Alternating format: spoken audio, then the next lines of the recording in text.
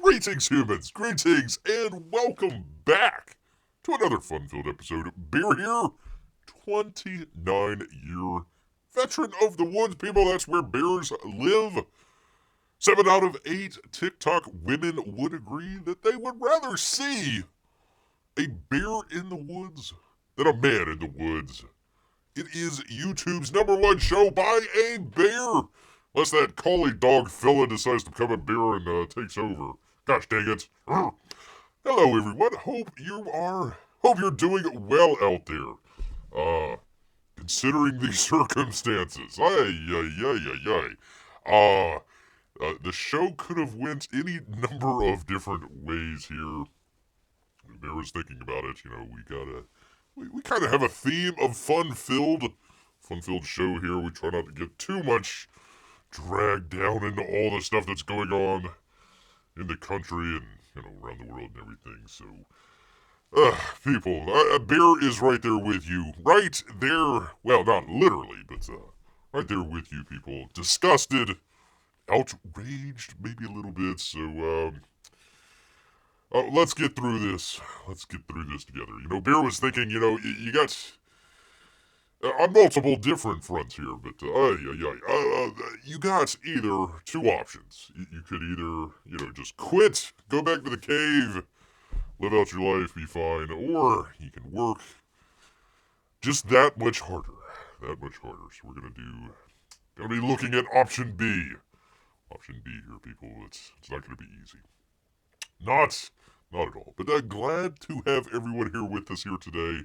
Hope you're enjoying your weekend. It is, people, if you don't believe it, it is the 1st of July. I mean, where the heck did it go? I have no idea. None whatsoever. But you know what? What we try to do here every single month, beginning of the new month here, we try to do, that's right, people, it is the National Month of. Yes, indeed, people. If Bear could find it, for crying out loud. There we go. There we are. Goodness. That. Let me get that thing with the thing. One of these days. Professional show. Yada, yada, yada. Yes, Lindy, it is the 1st. The 1st of June. The 1st of June. I choose option D, Rebel for Life. Oh, boy. There is multiple things that Bear could say. Let's just get into the National Day of, people. People, it is National Returning Youth Month. I have no idea what that means. Are they bringing back the youth that they stole? I don't know, people. Are these the youth that are returning to class for summer school because they couldn't quite figure out 2 + 2 or something like that? Hello, Baltimore. I don't know, people. National Portuguese Heritage Month, people. Congratulations to all the Portuguese people. Isn't that like the smallest country in Europe? The old Portugal there. I have no idea what the heck. I guess Portuguese food? I don't know. I guess there's a Portuguese food. I have no idea, people. None whatsoever. Good to see people here. Hello all, I'm driving with my family. Watch out. So I don't know how much typing I'll do. Listening, maybe. I'll get my wife to type. Well, hello, Mrs. Peabody. We all enjoy your company here.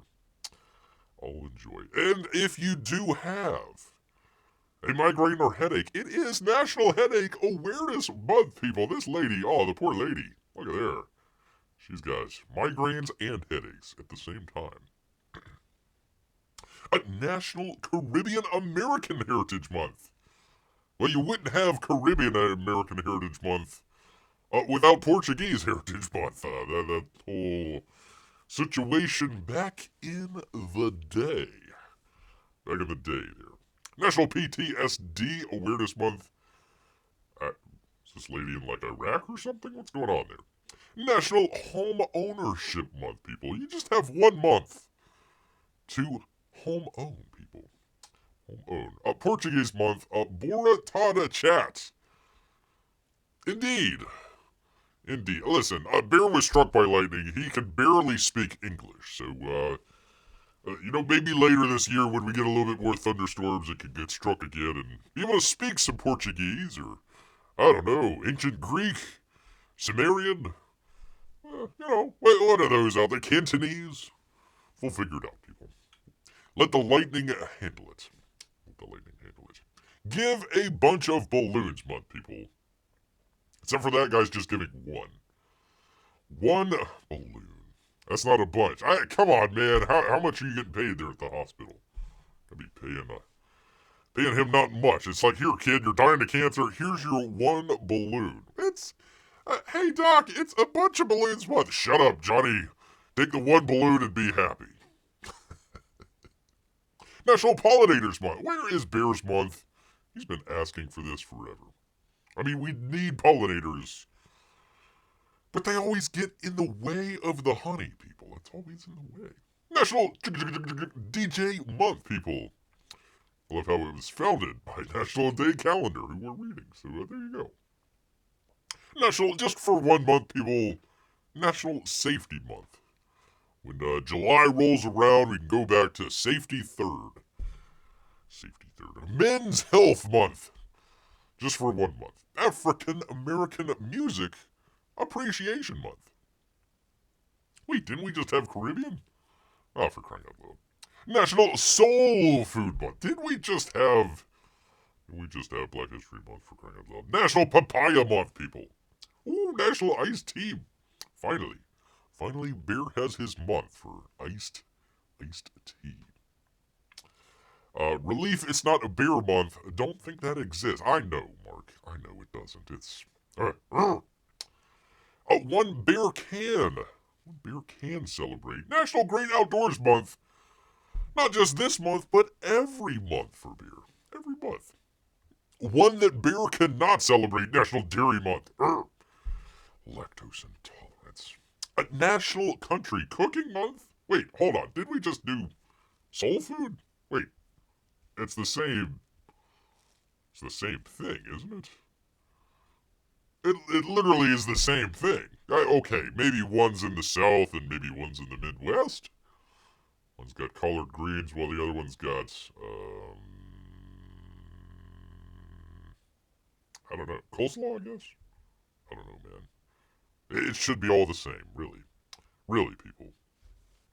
National Camping Month, people. That's where all the people have been coming from. Gosh dang it. National Candy Month for all those... Shouldn't that be in October? Or at the very least November? National Candy Month. Why they would put National Candy Month alongside National Fresh Fruit and Vegetable Months, Beer has no idea. None whatsoever. It should be National Visit Your Dentist Month as well. Also, time to share Beer's weakness with Timmy McTimmers. Gosh dang it. I tell you. Mrs. P. Money and daughter are very excited for National Iced Tea Month. Aren't we all? Aren't we all? Yes, indeed. Lindy says, just missed. May is National Be Beer Aware and Wildlife Stewardship Month. It is? Holy cow. I had no idea. It's not on the list here, Lindy. Bear needs to get a better list. But not for National Adopt a Cat Month. Look at that kitty. Look at that little guy. Bear should have had this for his thumbnail. I'm just going to leave it on that for a minute, see if we get any more. See if we get any more viewers that just want to look at cute little pictures of cats. Make sure you adopt your cat this month. Actually, you really, it's your cat adopts you. It's not the other way around, really. Time to cancel National Bear Month. Not on the list, it doesn't exist. You know what also does not exist? That would be National Accordion Awareness Month, people. I've never seen anybody play an accordion. Never once, man. Turkey Lovers Month. Turkey Lovers. Well, that's kind of weird, but... everybody's got their little, kinks out there. Who is Bear to judge out here? If you're getting, Eating turkey, if you love to eat turkeys. There we go. Turkey lovers, to eat month. To eat month. It's National Rose Month. Congratulations, people. Something called Lugabutta Tequila Month? I have no idea, people. None whatsoever.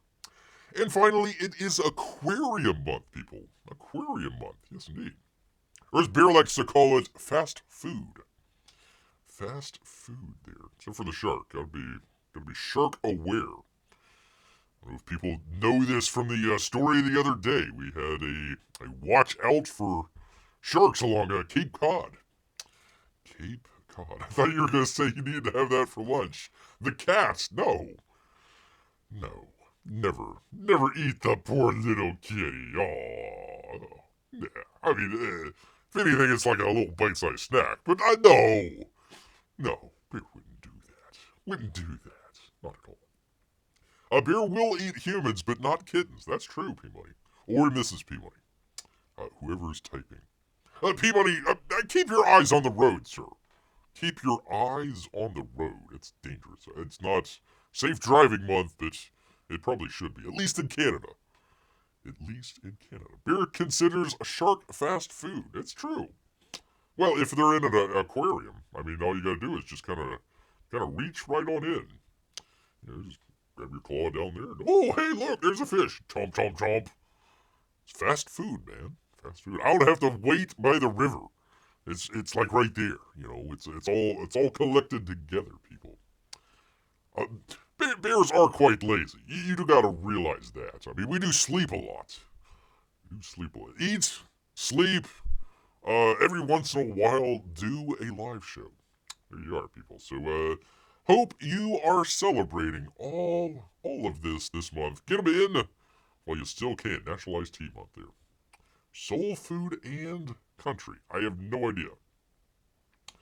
Man. None whatsoever. Except for the one guy just giving the one balloon. That was it. He's like, here, kid, enjoy. Hey, but it's a bunch of balloons, month. Shut up, kid. Take it. Take it or leave it. Let's see. I think shark beats bear in the game of Rochambeau. Well.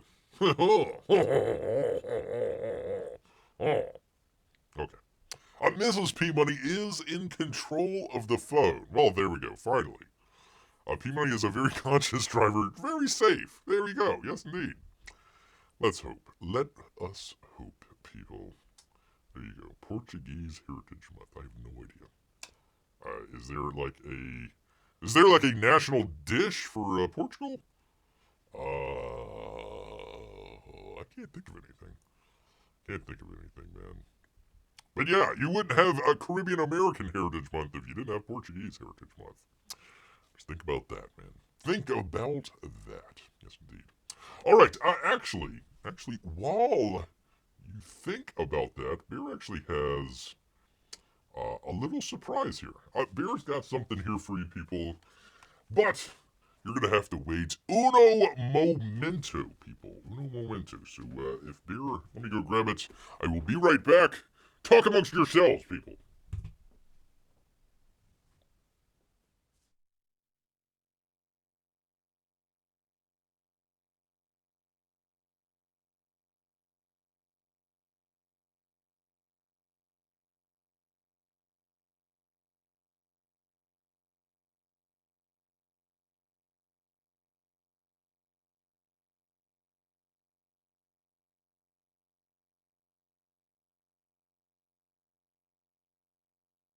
All right. Let me see if this will probably do the other mic. Let me turn that up.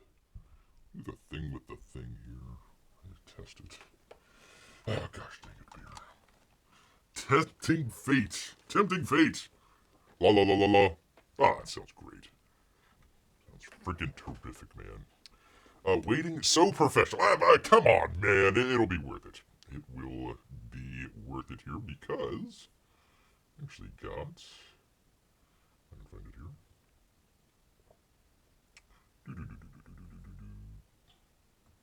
A package, people. Yes, indeed. Actually got this just a little while ago. So let's pop it open, see what is inside, people. What's inside? I gotta turn away for just a second, so I will answer everything when Bear turns back around. Alright, here we go. We got a package in here today. Bear, the postman, yada yada. You know the story. You know what's going on there. So let's go ahead, get right on into it. We were actually talking about this the last time.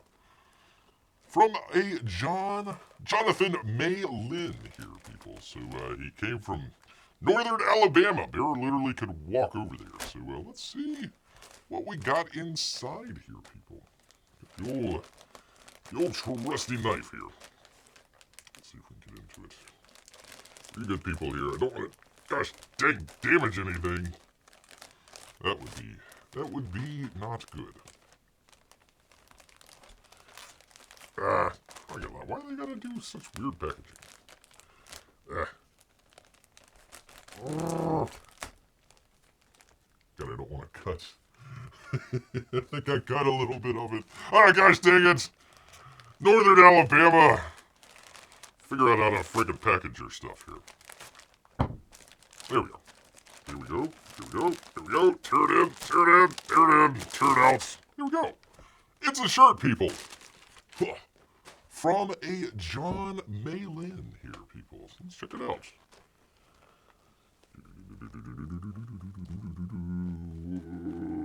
Show it for you good people. There we go. Can we see that? There we go. It is a Godlike t-shirt, people. Godlike. I still haven't gotten the book. But there we go, people. How's that look?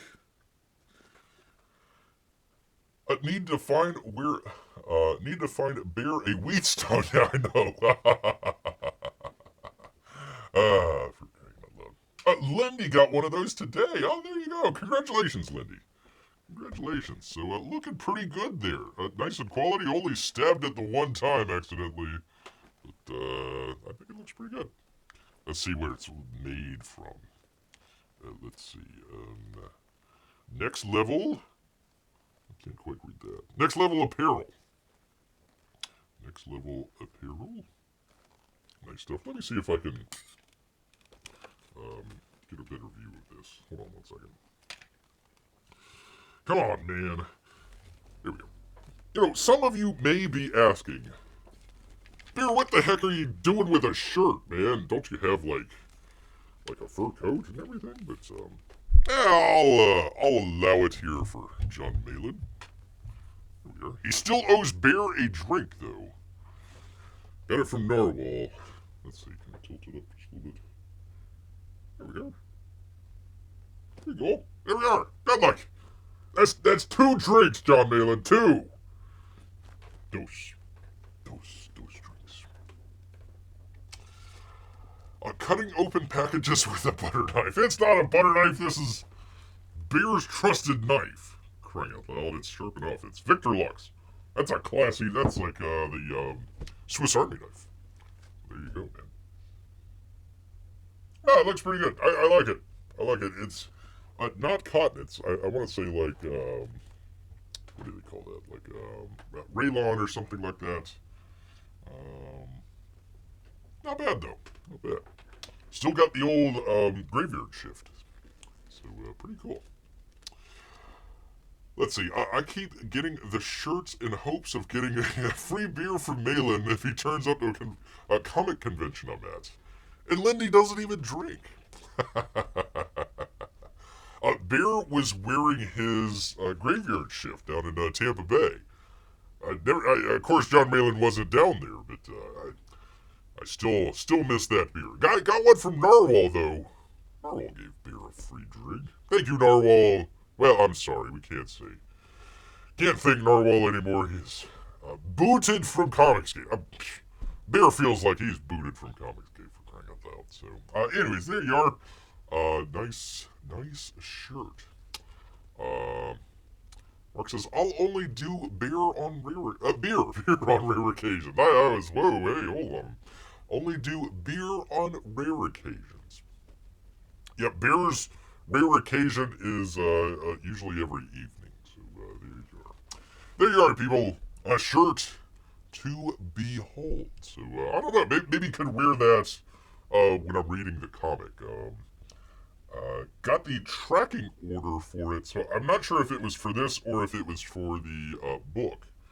So we shall see. I know he's doing some sketches the past couple of evenings, so maybe part of that, people. We never know. Never know. All right, let me get back to it here. All right, 1 second here, people.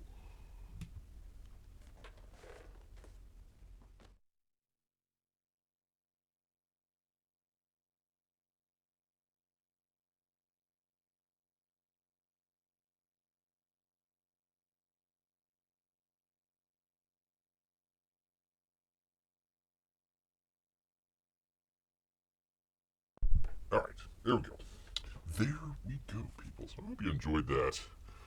But we've actually got some delicious news of the day, including kind of a continuation, I suppose, from the last two shows that we've been doing. Um, a lot of people are talking. A lot of people are talking about the. Let me get to it here. A lot of people are talking about the Furiosa, and probably are missing the point of what's going on. So kind of want to just make a little mention of that. I think some of your favorite YouTube channels out there that are talking about it, I think are missing some of the point a little bit of it. Or, they're kind of stuck in the same rut of, 2018, 2019, 2020 of, girl boss bad situation, and it's just rinse, recycle, repeat through all that sort of stuff. As far as Bears heard, Furiosa is a pretty decent movie. It just fell victim to a couple issues we'll talk about here in just a second. But let me get it. Update here for this weekend, which, by the way, you may be asking, hey, why are they comparing the Garfield and Furiosa movie again? Didn't they do that the last week? Yeah, that's true. But there's hardly going to be any movies being released this year. So usually you have, your movie comes out. If it does really well, it's going to stay in the theaters for a couple weeks. If it does okay or even bad, usually it's out of there pretty quickly and on to streaming. This one, they don't got no movies coming out the next week. So we're back here again with the same two movies. Let's talk about that just a little bit. After a poor, by the way, deadline, and it doesn't say who. After a poor Memorial Day weekend, we have a poor post-holiday period, with all titles grossing an estimated $68 million, people. All everything in the theaters, $68 million. Down 66% from a year ago. Now, they're comparing it up against Spider-Man. I don't know if you'd be able to compare Mad Max and Spider-Man. Two different IPs, two different fan bases.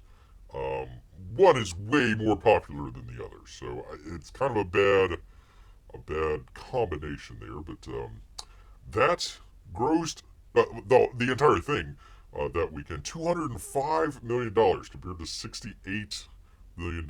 So quite a slide there. Garfield is expected to show his teeth against Warner Brothers Furiosa in a second weekend face-off. Between the two, $13 million to $11 million for Furiosa. Garfield took in 3.7 at 4,000 theaters yesterday, while Furiosa made $3 million at slightly under 3,800. They're saying the weekend 2 is great for Garfield, 45% off, which again isn't terrible. Now, there's nothing to compete against it other than the movies that came out last week, but not bad. Not bad. Furiosa isn't shabby either at 56%. By Sunday, Garfield's running total will stand at 50.5 million, while Furiosa be at 50.4. So, neck and neck. neck and neck. If in weekend 3 is hoping that matinees push Furiosa out of second, that movie having posted 2,860,000 yesterday.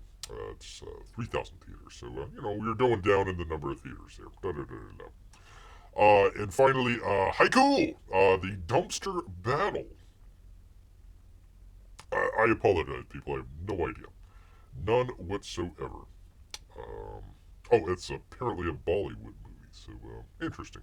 And then they got some other stuff from Japan and yada yada yada. Kingdom of the Planet Apes, fine, and then it kind of goes down from there. I was trying to see if they had a breakout. I do not see it. Oh wow! A British period movie starring Daisy Ridley took in $500,000, which is going to streaming services in 2 weeks. So there you go. I'm not so sure she is opening a movie as well. So we shall see on that one there. Give me 1 second here. Let me. All right, here we go. So anyways, what we were talking about here, okay, why is Furiosa, Mad Max movie, not doing that well? There's a bunch of reasons why, and I think a lot of the commentariat is either focusing in on one or two aspects of it, especially if that channel has been talking about that sort of stuff for years, and they kind of latch onto it. Aha, I told you so! It's because they put a woman in the starring role. I don't think any one of them would have sunk the movie. I think a combination of all that stuff coming together held it down. Number one, like we said, hardly any movies coming out this year. Very, very few as compared to previous years. And you saw how it was down as well. Let's see, Donald Trump made more this week being a law-challenged person than these two movies. That's true. That is true. And that might be, that might be a good indicator there as well. Not enough movies are coming out, number one. Number two, as you saw in where was it? The Garfield, or not Garfield, Spider-Man, $205 million. A couple years back, I forget what it was. It was quite a bit. I want to say 160 or something like that was Top Gun. So you got a number of movies that come out that are big event tentpole type pictures that you either want Memorial Day weekend, 4th of July, one of the big major holidays, or a 4-day weekend, or 3-day weekend, I should say. Situation there. So what we had was we had Garfield, yay, or Furiosa, I think a lot of people, number one, saw the marketing of it and have been burned in the past with female-led action films that usually star men. We can go down the list of all that sort of stuff, but they've been burned in the past for all that sort of stuff, number one. Number two, I don't think the marketing on the film was that great to begin with.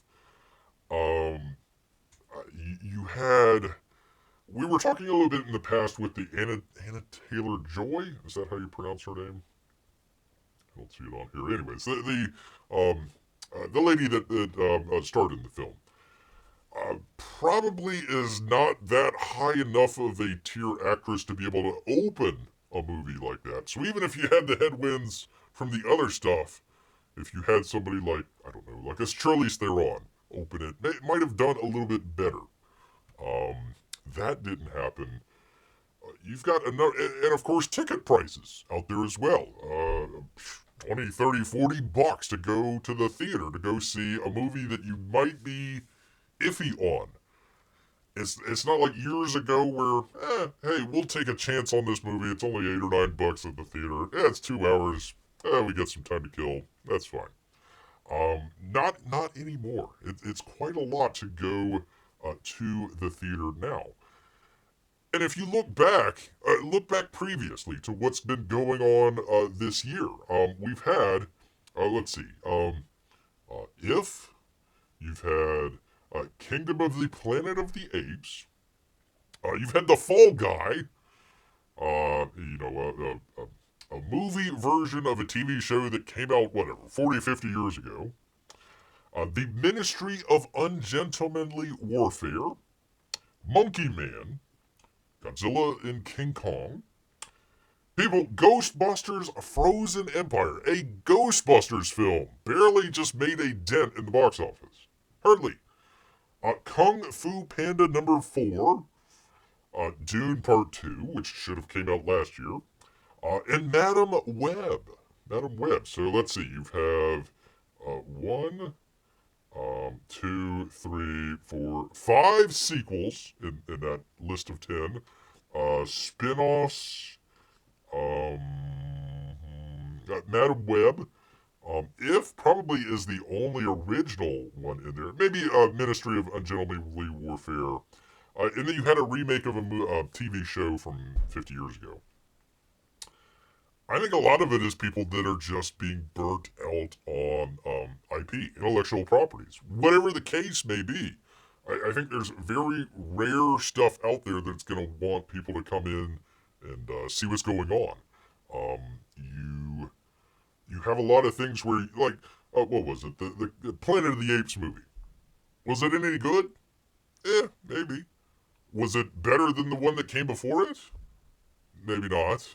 Was the one that came before it any better than the second or the third one? Maybe. I don't know. So you've got that decline in quality, and people are just kind of at the point where they say, it's not worth it. It's going to come out on streaming. There's not really anything that I look to see at the theater that looks like it's going to be worth the money anyways. You've got issues in the inner city that you might not want to go out at night. A lot of those combinations, in addition to being, girl boss movie and all that sort of stuff. So I think a lot of that stuff combined together says the movie industry is in trouble. Now, what are they going to do about it? I really think IP is pretty much dead. They haven't, they haven't lowered the corpse into the ground, but it's dead, Jim. It's dead. So what are they going to do about it? The only other option, in fact, I've got it right here. Let me bring it up. I know we talked about it in the past. Talked about that in the past. Let me find it here. You got something just like crazy original, like the Megaopolis from Francis Ford Coppola. Crazy stuff. You probably might not be the greatest movie in the world, but boy is it imaginative. It's something different.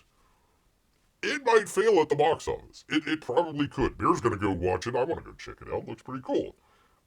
It could be completely terrible.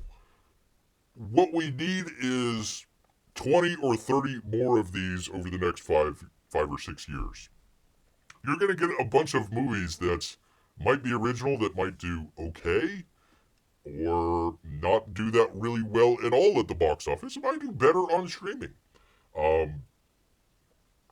But you're going to have to go through that period where you finally put out good movie after good movie after good movie and build up. You got to build up that trust, people, for people to come back and trust you to go see, to go take a chance on 30, 40, 50 bucks to go to the theater for a couple hours. Is it worth it? I don't know. We'll see. We'll see. Because really all we got left is, family fare, like Garfield or If. You've got some superhero stuff, which is on the downslide. I think if DC were smart, they would just do a Superman movie and that's it, and see how it goes. Not try to set up 5, 10... Frankenstein, look at there. Wait a minute, hold on. No. Oh, no, don't do it. Oh, for crying out loud. Stop. There we go. Okay, did I stop it? Hold on, people. Alright. Please stop. How did I stop it? I don't know. I don't know, people. I hope it stopped. There we go. Anyways.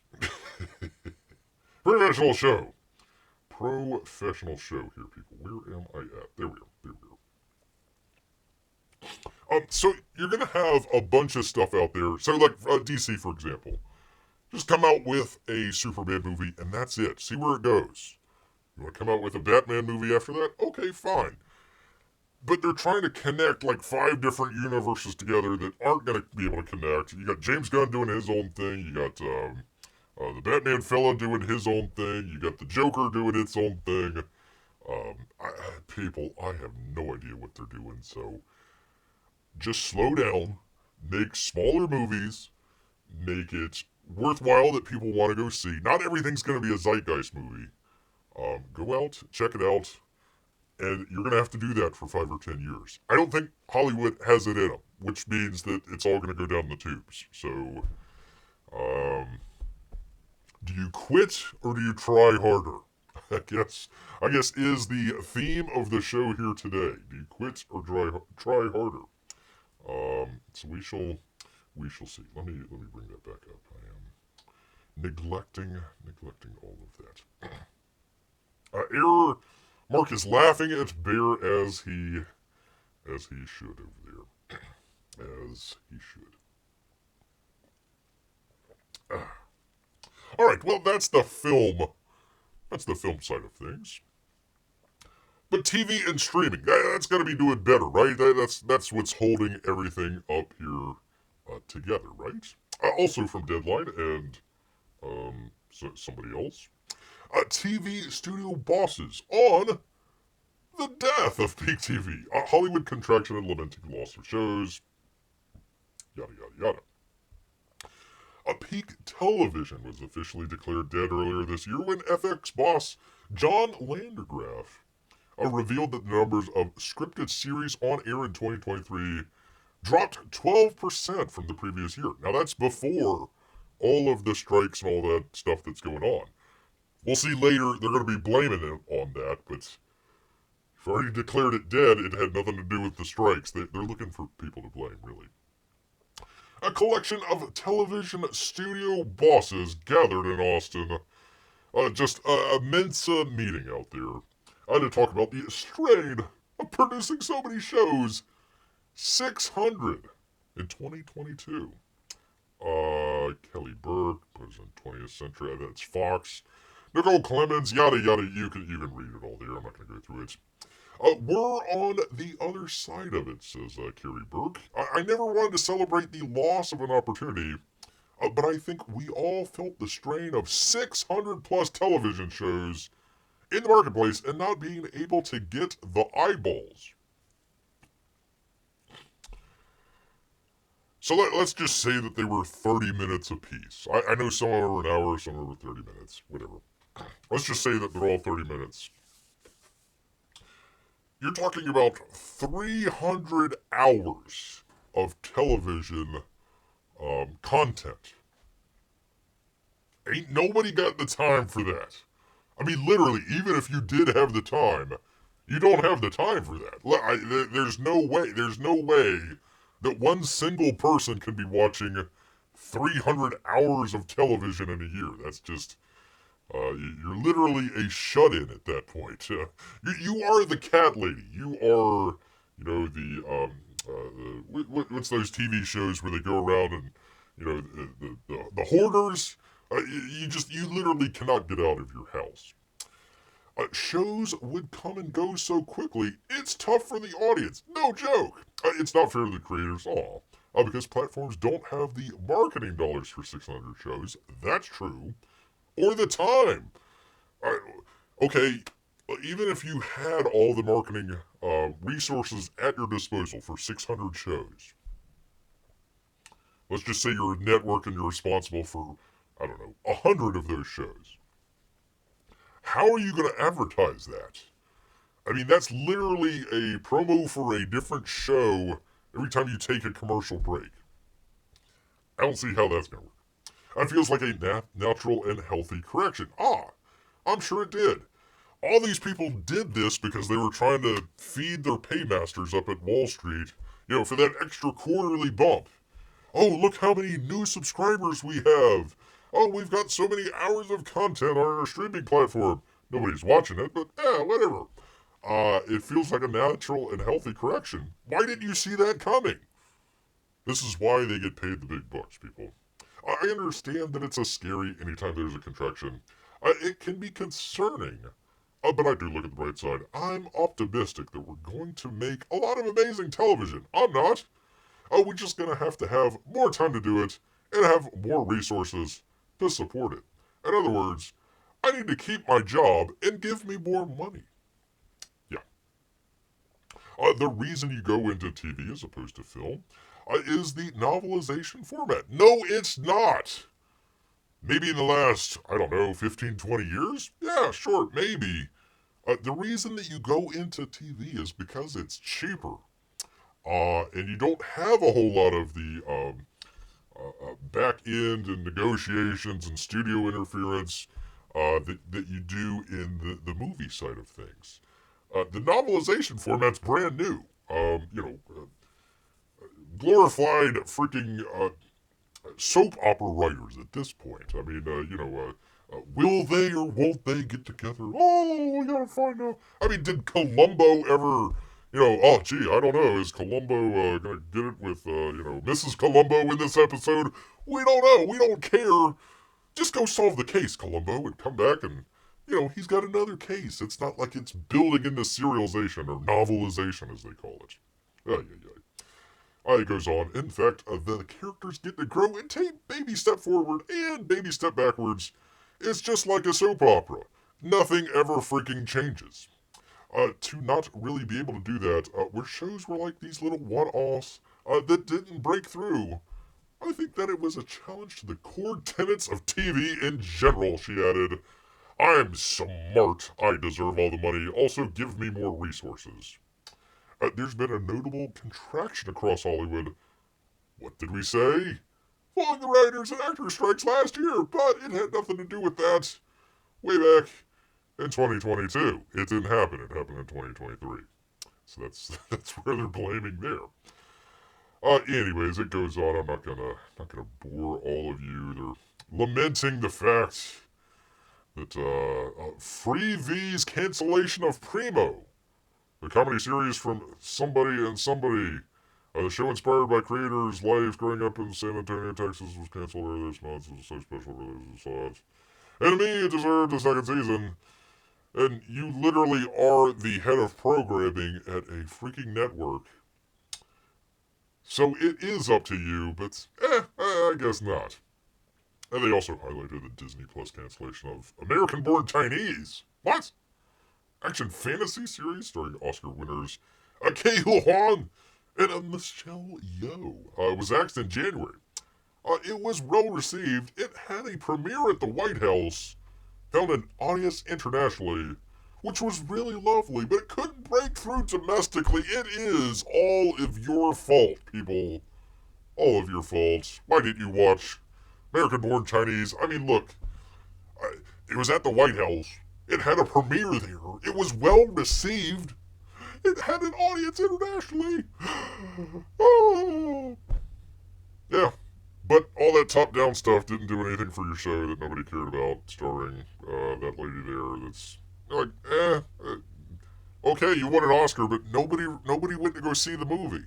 Like 50 people went to go see, was it Everything All at Once? Everything something all at once. Yeah, so I wouldn't be surprised. Trying to get through the clutter. So even TV, people, even TV is having issues out there. They were having issues. And I know, Bear has stunned all of you with his brilliance out here, but we will continue. We'll continue because surely, the Utes out there, they know what they're doing. It's all gotta be going to video games, people. Video games doing great, right? Right? From Bounding into Comics, the great Spencer McGooley, Warner Brothers Games launches new women and non-binary leadership in order to upend the gaming industry's male-dominated characterization, people. They never learn. They literally never Never learned. This sells it right here. That's it right there. If you had an image to put up to explain it, there you go. Right there. Oh no, how awful, says Marc. That's true. Let's get into how awful. In a recent announcement that's sure to help the studios rehabilitate its reputation following its recent Suicide Squad killed the Justice League and live service related debacles. Oh god, not another live service. Ay, ay, ay. Terrible. People that have never played a video game in their life. Let's make it a live service game. That'll be great. It'll be free to play. They don't have to pay anything. They just have to pay to play. That'll be great. It'll make us $1 billion. Look at us. We're smart. Warner Brother Games has officially launched a new women and non-binary leadership program with the intended goal of, quote, rehabilitating the, quote, male-dominated image of the overall video game industry. Yeah, shocking. Shocking about that. I mean, you'd think it was a parody. You'd think it would be right down the middle, 50-50. I mean, women love games. Women love games. They play, was it the June's Journey or whatever the hell it is?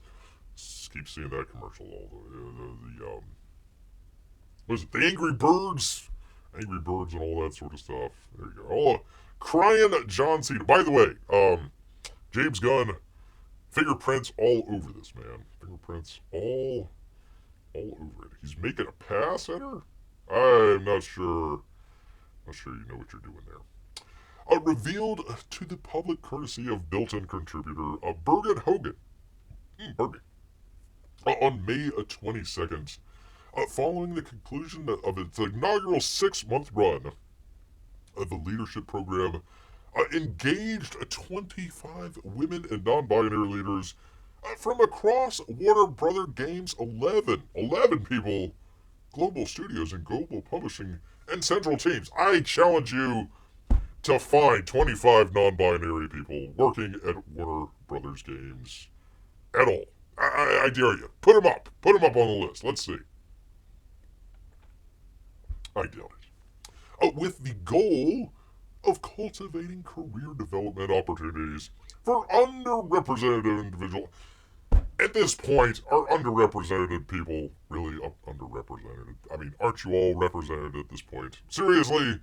Come on, man. Within the gaming sector, elevating diverse voices to leadership roles and shaping a more inclusive future for the industry. Gotta get those microtransactions, says Marc. Yeah, there you go. Buy that DLC. Get those loot crates. Loot crates. These companies didn't learn. No. Didn't they just have a problem with that sweet baby consulting firm? Maybe, but this is their own. Here, we'll go through it. Warner Brothers Games, a division of Warner Brothers Discovery, has launched women and non-binary leadership program. Notice how it's all capitalized.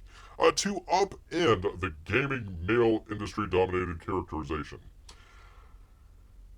How is that going for you? Can you point at any spot on the entertainment map, or just generally, where you've had, all these SJWs come in to, quote, upend and, make everything diverse? Where has that succeeded? Anywhere. I can't think of anything. Central to the program's success is its emphasis on community building and self-reflection. Through a blend of structured workshops and candid conversations, participants found safe spaces to share your experiences and support. It's a freaking Mad Libs of freaking wokeness, man. I could just write this out myself. Beyond professional growth, the program sparked personal revelations, leading participants to self-prioritize self-care and embrace opportunities for continuous learning. What the hell does that even mean? And making Harley Quinn not attractive. Not attractive at all there. In discussions with this new leadership program, Hogan reached out to 3. Didn't they bring in like 25 or 30? 3, just 3 attendees for its first official event for their thoughts on its offerings and effectiveness. If you're resistant to a program like this, maybe consider it from a position of self-care. Opined Jessica with a wide Dershin, a senior producer for Warner Brothers game upcoming Wonder Woman title. What, is this like a mobile game? What kind of Jessica with a Y. This looks bad. This doesn't look good. This does not look good. I'm assuming maybe it's a mobile game. What is this, like GameCube from '98? What the hell, man? This is not good. That does not look good at all. Because of the people I meet and how the program is organized, I felt I feeling better each day. It was a self-care to learn something new. Even something as simple as finding out I can access LinkedIn Learning through my company's membership helped me grow and find new outlets that are good for me and help me to feel good. You just said the same thing, and you said me like I, me, I, me, me. But you people out there, you need to get to it, man. Self-care. I mean, listen, you're talking to the lady that produced this, so, you know, yeah. Yeah, it does look terrible. I know. I know. Marc says, hey, P-Money, Sweet Baby DI company is based in Canada. Canada? I had no idea. Oh, by the way, how are our Oilers doing out there? Hope they're hanging in there, man. They're hanging in there. Likewise, a senior manager of PR and influencer relations. Oh, boy. Ruby Rumjen. Is that your real name? Asserted the value you get from the group's shared experiences helps you know that you're not alone. Having that support outside your direct team is so beneficial, she added. Now I have witnessed and experienced it myself. I really do encourage others to seek the same because it's really enhanced my working life at Warner Brothers games. I didn't know so much that I could have imagined when I began. It's not too bad. I heard the Hogwarts Legacy wasn't that bad of a game, so I don't know. I don't think Jessica with a Y was involved with that one. Joining in on her colleagues' praise, Senior Director of Business Development and Licensing, Kelly C. Hill, recalled I came into games full-time after a career of licensing spaces. Like a realtor? I came after a career in licensing spaces where women were the majority. I already had a sense that was important to me, blah, blah, blah. You know, I honestly, I really don't care. I really don't care. Oh, for crying out loud. Tangent, man. Look. And by the way, where is Mindy Kaling? Isn't she supposed to be, like, Indian? Tangent, right there. Look at there, man. What the hell? Right into his elbow. Right into his elbow there. That doesn't look... God, that just looks... Thanks a lot, Jessica with a Y. Bang up work there. Bang up work. Mrs. P-Money had to explain it to P-Money. Go Canada. No. He's... Mrs. P-Money... Marc is a troublemaker, so just be aware of that. Be aware of that out there. Blah, blah, blah, blah, yada. It's all just going to crap, people. Literally all just going to freaking crap. Freaking crap out there, man. I don't know what to tell you, people. Quit or get stronger. Quit or get stronger, people. I don't know, man. Yes, a lovable troublemaker. That's true. A poop stir out there, as we say. Poop stir. All right. Speaking of getting stronger, people. Getting stronger. From the New York Post and Angela Barbuti. Sly Stallone is auctioning off the Holy Grail of watches as part of a $7.5 million collection. I had no idea Stallone had the Holy Grail. We all thought it was at Area 51, but nope. Sylvester Stallone. Wait, Sly might be all late on set. The puns. The puns, people. They get paid by the puns. Sly is auctioning off a pair of his staggering $7.5 million watch collection at Sotheby's starting on June 5th, people. Get your textbook out right now. The highlight of the lot is Rocky Star's Patek Philippe Grandmaster Chime, considered the holy grail of the watch community, which could fetch between 2.5 and $5 million. $5 million. Let's check it out. $5 million. I mean, sure. I mean, it's still in the plastic bag. It needs to be a CGC grade, though. We need to at least have that. Needs to have that. Yeah, just the slight 2.5 to $5 million. No biggie there. Let's see.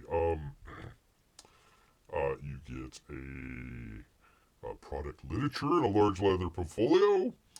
A book stamped by Sly, a collection book, a travel case, cufflinks, a USB, a sealed setting pin, and a hang tag, further accompanied by an Apple iPod. Well, I'm sold.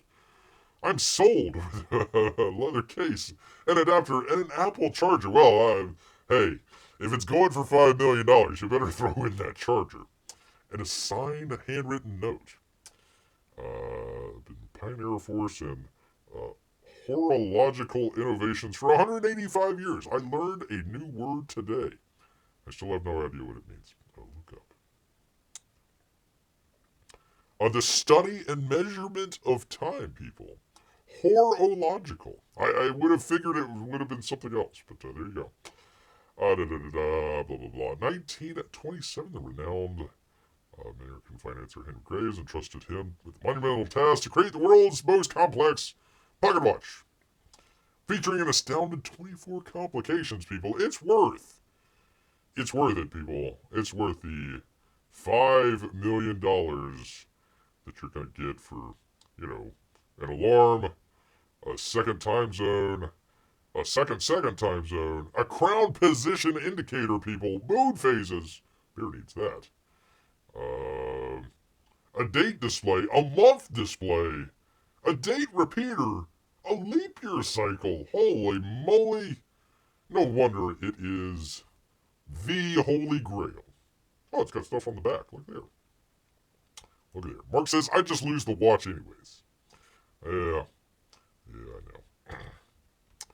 It's one of the most complicated wristwatches in history, says Sotheby's, rather. The rare timepiece is an impressive white gold double-faced wristwatch featuring 20 complications. We talked about all that stuff. Plus, more importantly, a handwritten note from Sly. I enjoy the collecting process like so many others in this passionate community. Who doesn't just see watches as an accessories, but admires them for their history, craftsmanship, and artistry.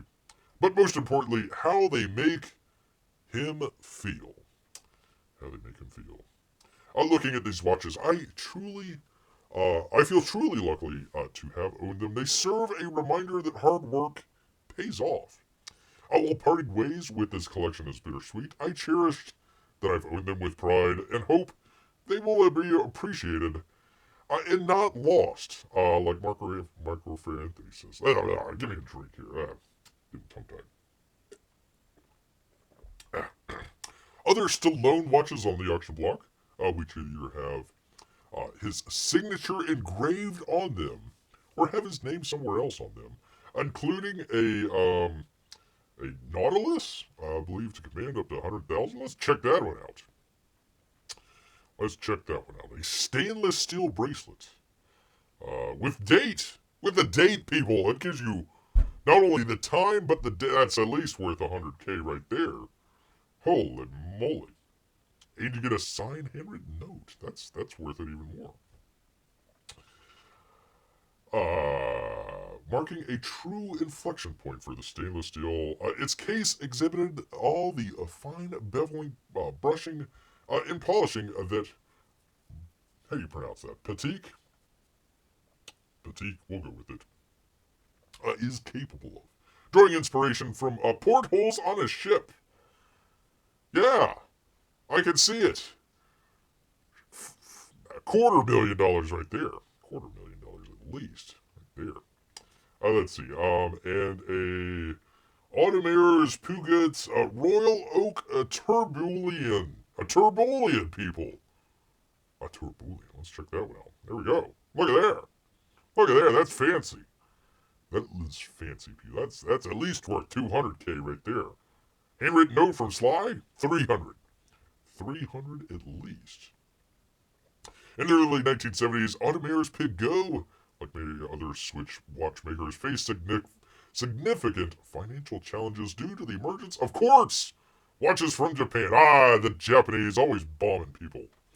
Which triggered what is known as the quartz crisis. Where were you when the quartz crisis was going on, people? With sales plummeting and no clear solution in sight, they realized in 1971 that without a major change, financial collapse was imminent. Upon receiving feedback from the Italian market indicating potential interest in a steel luxury watch, the company management decided it was time for a radical shift, introducing something entirely new, a sporty yet elegant timepiece, unlike anything ever seen before, people. Look at that. Look at there. Holy cow. 300,000 at least. At least, people. If it goes less than 300,000, Bear's going to be disappointed. Very disappointed. And also a submersible 1950, which the actor wore in the 2012 movie The Expendable 2. Man, if it's in The Expendable 2, it's probably going to fetch less than 60K. Probably, let's take a look. There we are. Look at there. Oh, beautiful. It's a beautiful watch. Yes, it is. Yes. Yes, it is, man. Stallone is widely credited by many to be the reason that, enjoys the popularity it has today. Journey began in 1995 with Monty Shadow. I like that name. Monty Shadow. That's pretty cool. I have to steal that. A prominent figure in both entertainment and fashion circles, makes sense, proposed a marketing strategy aimed at leveraging celebrity endorsements. His close connection with Stallone made him the ideal candidate for this plan. Although initially hesitant to the idea of celebrity endorsements, the watchmaker, facing financial difficulties, saw this as a potential lifeline. Stallone, already a fan, enthusiastically embraced the partnership while shooting Daylight. The collaboration resulted in the creation of 2 new watch models, distinguished by the moniker Sly Tech on the dial. Along with a Stallone signature on the back case, prior to finalizing the agreement. The watchmaker also gifted Stallone several reference numbers, which made its cinematic debut in Daylight. There you go. Nobody saw the movie, but all right. The exposure of the silver screen catapulted them into the limelight, marketing its beginning of the ascent, people. Sly. Does it say? Where does it say it? Sly Tech. There it is, right there. There we go. Sly Tech. It's not fancy unless you got Sly Tech on there. Not fancy at all. While many may recognize Stallone as the legendary actor behind characters like Rocky Balboa and John Rambo, or as we like to say, Rocky Rambo, watch enthusiasts know the legendary actor to be a noteworthy, influential, and truly passionate collector. Stallone is filming a season 2 of Tulsa King, recently relocated to Florida. That's right, leaving their longtime LA home, so maybe they did want to pack all the watches. No, I think they probably sold their house for a loss, so probably need a little bit extra money. The missus out there might have said, "Hey, Sly, I mean, really, how many watches do we really need? Come on, man. You got the Holy Grail, literally, right there, right in his hands. The Holy Grail. $5 million, people, for a watch. For a watch, people. Can't believe that. Angela Barbuti, I think I already said that there. New York Post.